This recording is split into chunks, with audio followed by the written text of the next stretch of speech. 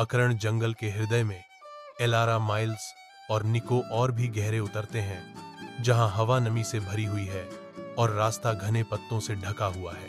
निको की आशंका उमस भरी हवा को चीरते हुए सवाल करती है, क्या आपको यकीन है कि यह किंवदंती हमारे जीवन को खतरे में डालने लायक है? डॉ माइल्स।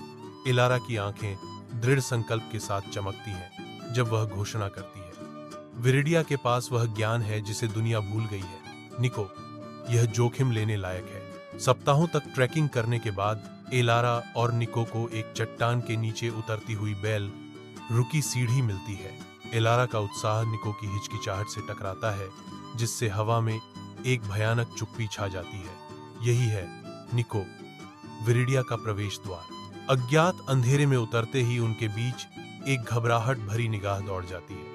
एलारा और निको श्वासों के मंदिर में प्रवेश करते हैं, जहां संरचना जीवन के साथ सांस लेती हुई प्रतीत होती है। बायोलुमिनेसेंट मॉस एक अलौकिक चमक बिखेरता है, जो पुराने किस्से बताने वाले सर्पिल ग्लिफ्स को प्रकट करता है। एलारा प्राचीन पैटर्न का पता लगाती है, फुसफुसाते हुए।